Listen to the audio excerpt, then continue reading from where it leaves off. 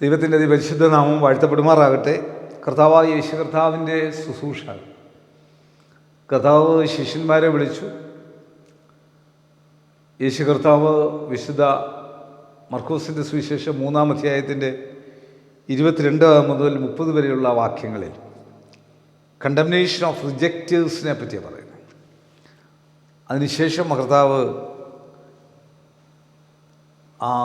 സ്വർഗീയ സ്പിരിച്വൽ ഫാമിലിയിലേക്ക് നമ്മളെ വിളിക്കുന്നത് കാണാൻ സാധിക്കും. 22 വാക്യത്തിൽ എലിശേവിൽ നിന്ന് വന്ന ശാസ്ത്രിമാരും അവന് ബേസബൂലുണ്ട്, ഭൂതങ്ങളുടെ തലവനെ കൊണ്ട് അവൻ ഭൂതങ്ങളെ പുറത്താക്കുന്നു എന്ന് പറഞ്ഞു. അവൻ അവരെ അടുക്ക വിളിച്ചു ഉപമകളാൽ അവരോട് പറഞ്ഞത്, സാത്താനെ എങ്ങനെ പുറത്താക്കുവാൻ കഴിയും? ഒരു രാജ്യം തന്നിൽ തന്നെ ഛിദ്രിച്ചുവെങ്കിൽ ആ രാജ്യത്തിന് നിലനിൽപ്പാൻ കഴിയുകയില്ല. ഒരു വീട് തന്നിൽ തന്നെ ഛിദ്രിച്ചുവെങ്കിൽ ആ വീടിന് നിലനിൽപ്പാൻ കഴിയുകയില്ല. സാത്താൻ തന്നോട് തന്നെ എതിർത്ത് ഛിദ്രിച്ചുവെങ്കിൽ അവന് നിലനിൽപ്പാൻ കഴിയുകയില്ല. അവൻ്റെ അവസാനം വന്നു. ബലവാനെ പിടിച്ചു കെട്ടിയിട്ടല്ലാതെ അവൻ്റെ വീട്ടിൽ കടന്ന് അവൻ്റെ കോപ്പ് കവർന്ന് കളയാൻ ആർക്കും കഴിയുകയില്ല. പിടിച്ചു കെട്ടിയാൽ പിന്നെ അവൻ്റെ വീട് കവർ ചെയ്യാം. മനുഷ്യരോട് സകല പാപങ്ങളും അവൻ ദൂഷിച്ചു പറയുന്ന സകല ദൂഷണങ്ങളും ക്ഷമിക്കും.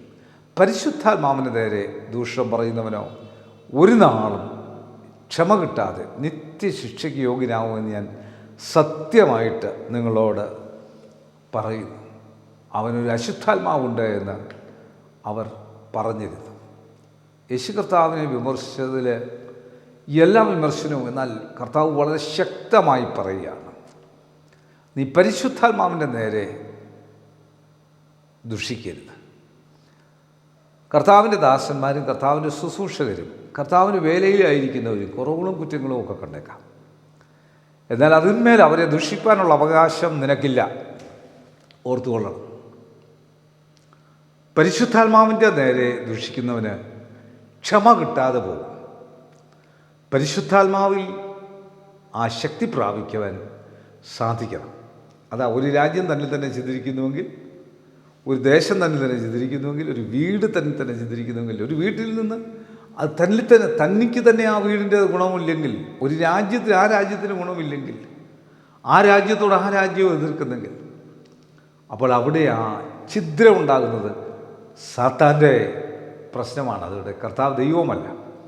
അവർ ചോദിച്ചത് എന്ത് അധികാരം കൊണ്ടാണ്? അപ്പോൾ ദൈവത്തിന് അധികാരമുണ്ട് സാത്താനെ പിടിച്ചു കെട്ടി അവനെ ഒതുക്കി അതിനെ നിന്ന് വിടാൻ. നമ്മളിലുള്ള സാത്താനെ ഒതുക്കി നമ്മളെ കർത്താവ് വീണ്ടെടുത്ത് വിളിച്ചിരിക്കുന്നത് ഈ വലിയ ശക്തിയാണ്. 31 മുതൽ 35 വരെയുള്ള വാക്യങ്ങളിൽ യേശു കർത്താവ് പറയുന്നത്, അനന്തരം അവൻ്റെ അമ്മയും സഹോദരന്മാരും വന്ന് പുറത്തു നിന്ന് അവനെ വിളിപ്പാൻ ആളയച്ചു. പുരുഷാരം അവൻ്റെ ചുറ്റും ഇരുന്നിരുന്നു. അവനവനോട്, നിൻ്റെ അമ്മയും സഹോദരന്മാരും പുറത്തു നിന്ന് നിന്നെ അന്വേഷിക്കുന്നു എന്ന് പറഞ്ഞു. അവനവരോട്, എൻ്റെ അമ്മയും സഹോദരന്മാരും ആർ എന്ന് പറഞ്ഞിട്ട് ചുറ്റിലും ഇരിക്കുന്നവരെ നോക്കിക്കൊണ്ട്, എൻ്റെ അമ്മയും സഹോദരന്മാരും ഇതാ, ദൈവത്തിന് ഇഷ്ടം ചെയ്യുന്നവൻ തന്നെ എൻ്റെ സഹോദരനും സഹോദരിയും അമ്മയും ആകുന്നുവെന്ന് പറഞ്ഞു. ഈ ഒരു മനോഭാവം നമുക്കുണ്ടായിരിക്കണം. ഒരു ദൈവദാസന്, ദൈവമക്കൾക്ക്, ദൈവദാസിക്ക് സഹോദരനും സഹോദരിയുമായിട്ട് ലോകത്തെ മുഴുവൻ കാണാനായിട്ട് സാധിക്കണം.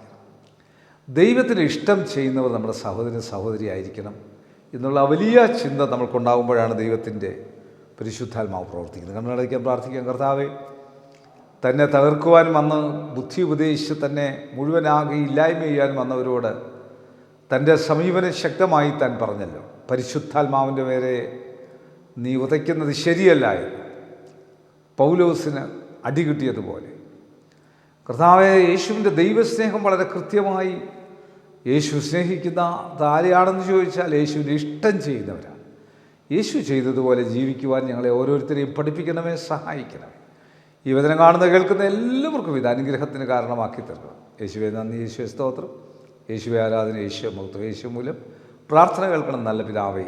ആമീൻ. God bless U.